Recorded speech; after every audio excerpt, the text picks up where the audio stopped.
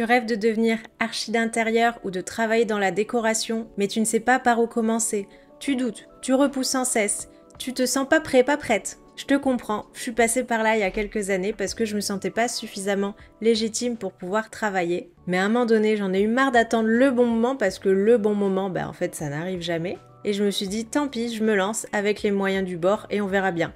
Et les moyens, j'en avais pas beaucoup à l'époque. Je me souviens au tout début, qu'est-ce que je faisais pendant mes coachings déco? Je prenais une photo, j'imprimais cette photo, je prenais un papier calque et je redessinais par-dessus le calque la projection. Je prenais ce calque, je le scannais. Ensuite, sur mon ordinateur, je le coloriais sur Photoshop. Bref, c'est un processus tout bancal qui me prenait 4-5 heures pour faire un dessin. Alors qu'aujourd'hui, avec le temps et l'expérience, en 4-5 heures, j'ai le temps de te faire la pièce en entier en 3D et même de te faire une visite virtuelle. Mais si j'avais attendu de tout maîtriser dès le départ, probablement que j'en serais encore au même point aujourd'hui. Et toi aussi, tu peux te lancer. Donc dans cette vidéo, je voudrais te donner quelques phrases comme ça qui m'ont motivée, qui m'ont permis d'avancer et qui me semblent importantes dans ta progression. La première, c'est que personne ne maîtrise le chemin avant même de le parcourir. Je sais que tu as envie de bien faire, que tu veux que tout soit parfait, que tu veux tout anticiper, mais dans la réalité, c'est pas possible. Quand j'ai commencé, j'avais pas de clients, j'avais pas de méthode, j'avais même pas le bon ordinateur. Et c'est pas grave, j'ai fait ce que j'ai pu, avec les moyens du bord. J'ai commencé par rénover un petit appartement qui était à mon beau-père, et au final, après, je me suis retrouvée à faire sa salle de bain.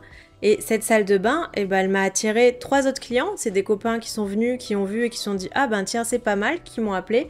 Dans le quartier, comme ça, j'ai fait 2-3 trucs. Et il y a d'autres personnes qui sont venues, qui ont vu un autre de mes projets, etc., etc. Ça a fini par faire bouche à oreille, alors qu'au début, j'avais pas forcément trop communiqué là-dessus. D'ailleurs, c'est un de mes regrets.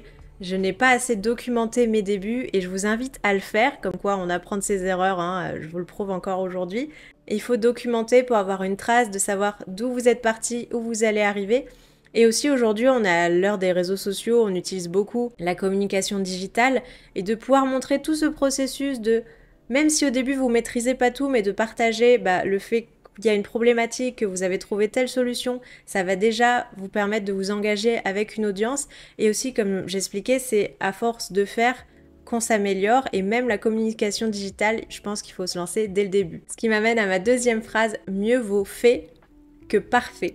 Ça, c'est une phrase vraiment que je me répète beaucoup parce que j'avais tendance à être très perfectionniste et à vraiment vouloir positionner le petit bibelot, la bougie parfaitement dès le départ.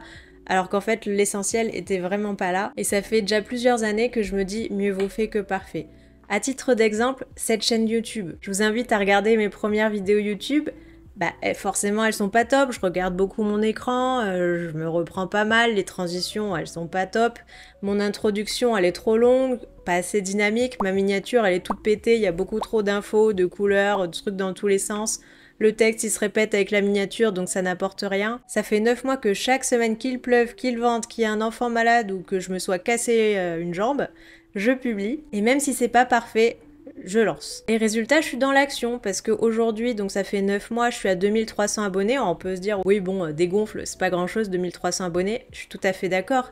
Mais au moins, je m'améliore un peu chaque jour. Chaque vidéo, j'essaye de me dire, qu'est-ce que j'aurais pu faire mieux ? J'essaye d'analyser aussi la concurrence, de se dire de quoi je peux m'inspirer pour que ce soit mieux, même si c'est pas forcément dans le domaine de l'archi d'intérieur. Mais l'idée, c'est pas de dire qu'aujourd'hui je maîtrise YouTube, j'en suis très loin et j'essaye de me renseigner, de m'améliorer chaque jour. Mais je serais pas là aujourd'hui à faire cette vidéo si j'avais pas fait celle d'il y a 9 mois où je suis toute penaude et puis je parle, je suis pas super sûre de moi et puis je lis mon ordinateur et puis la lumière est pas terrible. J'en serais pas là si j'avais pas commencé et je vous parie que cette vidéo, quand je la regarderai dans 2 ans, je la trouverai toute pétée au-dessus et c'est tant mieux, ça voudra dire que j'ai progressé, que je me suis améliorée. Ce qui m'amène à ma troisième phrase, fais des erreurs aujourd'hui pour être meilleur demain. Par exemple, à mes débuts, je faisais mes devis sur Excel et il n'y avait pas grand chose dedans. Je mettais phase APS, phase APD, phase DCE, ce qui parle pas forcément au client, forcément, parce que c'est des termes qu'il connaît pas, il comprend pas, ok, APS, qu'est-ce que j'ai un plan, j'ai de l'électricité, j'ai quoi, qu'est-ce qui se passe? Et c'est en comprenant que mon client était un peu perdu, que j'avais beaucoup d'appels pour expliquer mes prestations, que j'ai décidé de développer une proposition commerciale qui est beaucoup plus complète, où j'explique tout le processus. Si ça vous intéresse, d'ailleurs, j'ai une vidéo qui fait partie de mes premières, donc c'est peut-être pas la meilleure, mais au moins elle est faite. Aujourd'hui, on va parler de quelque chose que j'ai mis du temps à mettre en place, mais qui finalement m'a vraiment permis d'augmenter mon chiffre d'affaires. C'est de passer du devis à une proposition commerciale. Bon, c'est pas le sujet de cette vidéo, mais c'est pour dire que c'est en faisant que j'ai compris qu'il y avait des limites dans ce que je faisais et qu'il fallait que je m'améliorais, que je pousse le truc un petit peu plus loin.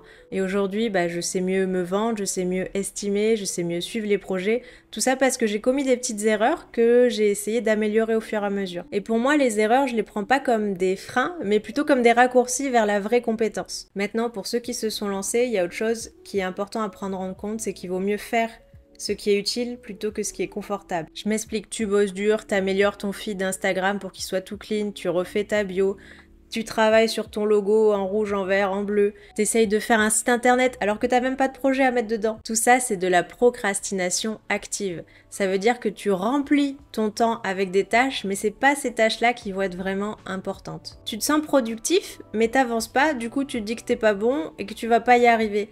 Alors que non, peut-être que juste si tu mettais ton énergie à trouver des clients plutôt qu'à refaire ton logo ou ta signature mail ou ta carte de visite, ce serait beaucoup plus utile pour ton business. Mais c'est vrai que c'est pas confortable. On préfère bidouiller sur Canva pendant des heures que d'aller se confronter à trouver des clients. Enfin, dernière chose que je voulais dire aujourd'hui, c'est que t'es pas en retard, t'es juste au début. Donc faut arrêter de se comparer à des gens qui ont déjà 15 ans d'expérience, qui ont fait des centaines de projets, qui ont des employés, qui passent à la télé, qui ont des centaines de milliers de followers. Faut se dire que eux aussi, ils ont été débutants, que eux aussi, ils ont eu à se construire. Donc, il faut pas te comparer à eux aujourd'hui, mais peut-être à ce qu'ils étaient au départ. Faut se dire que la perfection, faut vraiment lâcher cette idée parce que la perfection, c'est un peu un idéal inatteignable et par définition c'est quelque chose qui est un petit peu figé. Or je pense qu'il vaut mieux embrasser le progrès c'est vivant, ça s'arrête jamais. Et tous les experts d'aujourd'hui, en fait ils se sentent toujours un peu comme des faux débutants, ils ont l'impression qu'ils ont toujours plein de trucs à apprendre, là ça veut dire qu'on est sur la bonne voie. Si on arrive à un moment donné où on se dit qu'on maîtrise tout, là je me dis que ça commence à être dangereux parce qu'on n'a plus la curiosité d'aller voir plus loin. Et ça pour moi c'est primordial, de garder cet esprit débutant et curieux tout le temps. Voilà, ce que je voulais vous dire en gros aujourd'hui, c'est passer à l'action. Soyez dans le mouvement et vous progresserez. Peut-être vous ferez un pas en avant, 2 pas en arrière et le lendemain 3 pas en avant, c'est pas grave. On avance, on est dans l'action, on arrête de bidouiller ou de rêver. C'est beau de rêver, mais si c'est pas mêlé à des actions, malheureusement, on peut rêver très longtemps et il n'y a jamais rien qui va se réaliser. Donc j'espère que cette vidéo, elle vous aura permis de vous aider à vous motiver, à passer à l'action. C'était vraiment le but. Et si jamais vous avez besoin d'un plan un petit peu plus clair sur quelle action mener, dans quel ordre, j'ai une formation gratuite qui se trouve juste ici, où je détaille les étapes concrètes pour avoir des bases solides. Allez, passe à l'action dès maintenant. Nous, on se retrouve mercredi prochain. Je publie chaque mercredi. D'ici là, je te dis de prendre bien soin de toi. À très bientôt. Ciao!